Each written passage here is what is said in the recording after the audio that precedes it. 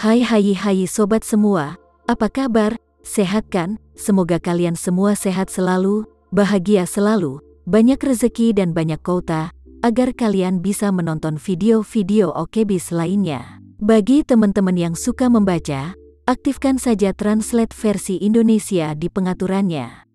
Dan bagi teman-teman yang suka sama video dari OKBIS, bantu like ya. Dan jangan lupa gabung langganan untuk dapat fitur yang menarik dan bantu Mimin. Oke, kali ini Mimin mau melanjutkan cerita dari menantu yang diremehkan. Yuk langsung saja ke ceritanya. Cekidot.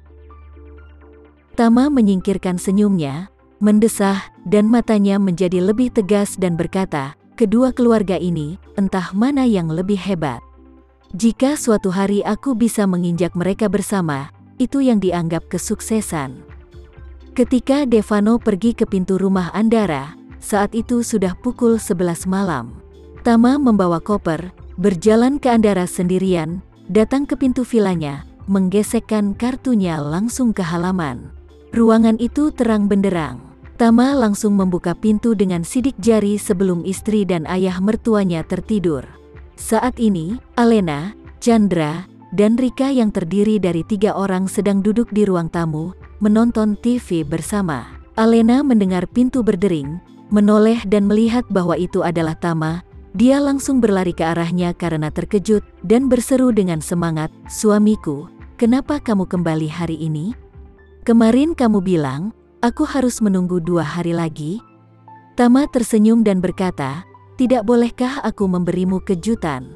Setelah berbicara, Alena berlari ke arahnya dan mendekap ke pelukannya. Dalam beberapa hari terakhir saat Tama berada di Jepang, Alena merindukannya setiap malam. Sebelumnya, dia jarang merasa seperti ini. Dia merindukannya ketika dia pergi ke Surabaya, tapi dia tidak terlalu rindu seperti ini. Oleh karena itu, ketika dia melihat Tama tiba-tiba kembali, dia mengabaikan sikap cuek dan pendiamnya sepanjang waktu dan langsung memeluknya.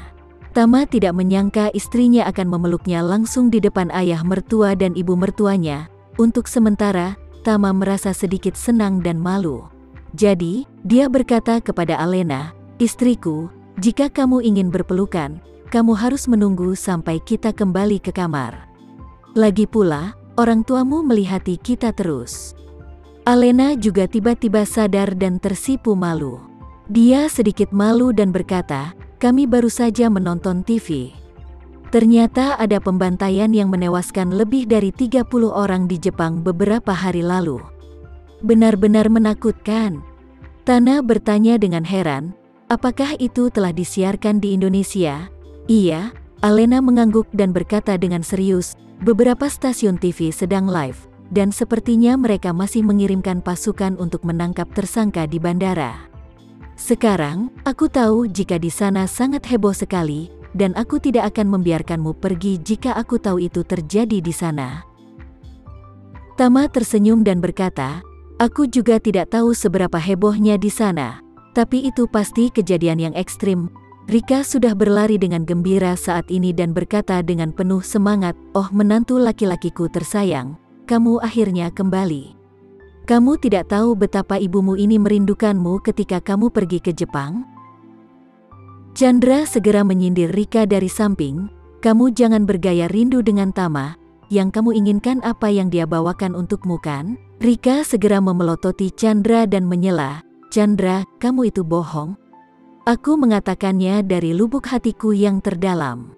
Bahkan jika menantu laki-lakiku yang baik tidak membawakan aku apa-apa, aku tetap merindukannya." Selesai Rika berbicara, dia segera menoleh untuk melihat Tama, dan bertanya sambil tersenyum, "Menantu yang baik, apakah kamu kali ini membawa hadiah untuk ibu?" Tama mengangguk, "Iya bu, ini ambil semuanya." Dia mengeluarkan hadiah yang dia beli.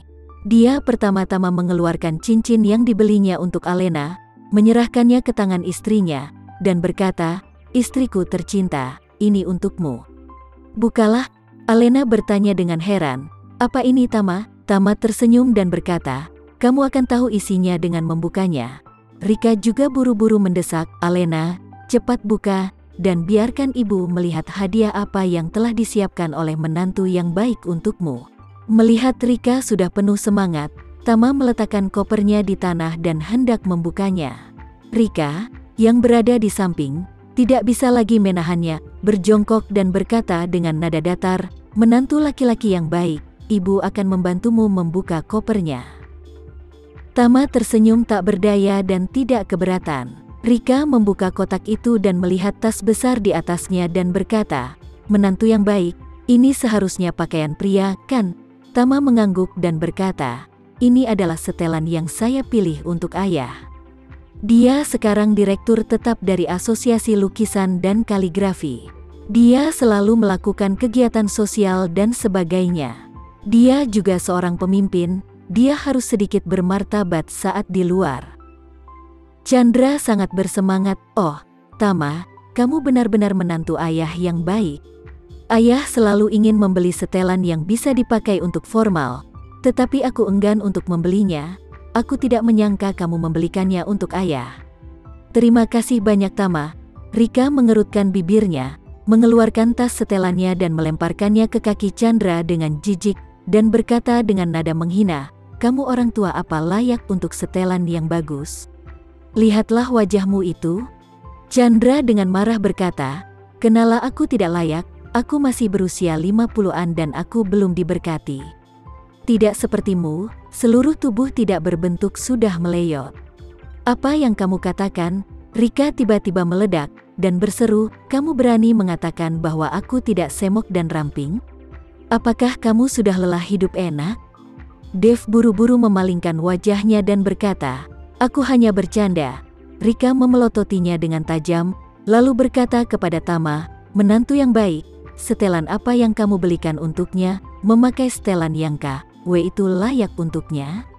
Aku melihat kamu terakhir kali memberi Rolex palsu untuknya tidaklah buruk, dan itu cukup bagus untuk menandingi orang sombong di luar sana." Tama tersenyum dan berkata, "Bu, jas ayah tidak terlalu mahal. Ini diskonan kok. Hadiah yang kubelikan untuk ibu jauh lebih mahal dari ini." Petik 2. Ketika Rika mendengar ini, dia langsung tersenyum dan berkata dengan gembira, "Benarkah? Aduh, menantu laki-lakiku yang baik selalu mengerti aku. Hadiah apa yang kamu beli untuk ibu? Tunjukkan pada ibu sekarang nak." Ibu sudah tidak sabar. Tama mengeluarkan 2 kotak Tiffany, dan menyerahkan yang lebih besar kepada Rika. "Bu, ini untukmu." Rika melihat logo Tiffany di bungkusan itu dan langsung menari kegirangan. "Oh, Tiffany, ini adalah merek internasional yang terkenal." Karena itu, dia segera membuka hadiahnya dan tidak bisa menunggu lebih lama lagi. Setelah itu, dia membuka kotak perhiasan Tiffany yang indah itu lagi, dan ketika dia meliriknya, dia menemukan gelang emas penuh berlian tergeletak di dalamnya. Seketika dia tiba-tiba terkejut. "Wow, hebat, aku tahu gelang ini. Itu dijual seharga puluhan juta di Indonesia. Pasti mahal membeli ini di Jepang kan?" Tama tersenyum dan berkata, "Kalau ibu menyukainya, tidak masalah harganya lebih mahal atau lebih murah." Rika tersenyum, "Bagaimana tidak aku mengatakan bahwa menantuku adalah yang terbaik? Kamu selalu membuat ibu senang Tama." Setelah selesai berbicara, dia meletakkan gelang di tangannya, dan melihat baik-baik dari semua sudut di bawah cahaya. Sambil mengamati, dia berseru, "Tiffany ini sangat sempurna. Pengerjaannya bagus, dan tidak ada kesalahan sama sekali. Sangat bagus dan cocok sekali di tanganku ini." Meskipun Chandra diam-diam melihatnya, dia tidak berani mengatakan apapun untuk menyindirnya. Kali ini, Tama mengeluarkan kotak hadiah lain yang lebih kecil dari koper dan menyerahkannya kepada istrinya. "Istriku, ini untukmu, buka dan lihatlah. Apakah kamu menyukainya?" Alena terkejut dan berkata, "Kamu membelikannya untukku juga, Tama? Tidak mudah bagimu untuk menghasilkan uang? Aku tidak pernah melihatmu membelanjakan uang untuk dirimu sendiri, dan kamu selalu membelikanku hadiah saat kamu pergi." Rika buru-buru berkata, "Gadis bodoh, Tama adalah seorang pria yang baik, sangat mencintaimu, mengagumimu, dan memanjakanmu. Lihatlah ayahmu, lelaki tua pelit ini. Kapan dia memberiku barang berharga?" Tanda tanya. Chandra berkata dengan marah, "Dulu kamu mengontrol semua keuangan keluarga. Aku bahkan tidak punya uang jajan. Apa yang bisa kuberikan padamu?" Rika menyindir, "Bodoh. Sekalipun sang suami tidak punya uang, dia akan berusaha semaksimal mungkin untuk memberikan sesuatu kepada istrinya. Bagaimana denganmu? Kamu membuat alasan karena tidak punya uang? Bukankah kamu sudah menyembunyikan uangmu selama bertahun-tahun?" Chandra mengambil setelan yang diberikan Tama dan bersenandung, "Kamu ini bicara omong kosong apa? Aku akan kembali ke kamarku dan mencoba setelan yang dibelikan menantuku yang baik untukku. Kebetulan Asosiasi Kaligrafi dan Lukisan akan mengadakan kegiatan besok. Kalau begitu aku akan mencoba memakai setelan baru ini." Sekian dulu ya cerita kali ini, kita lanjutkan ceritanya nanti ya. Terima kasih sudah menonton video dari Okebis. Semoga video ini bisa menghibur kalian semua. Dan jangan lupa untuk like, komen, share, dan subscribe ya.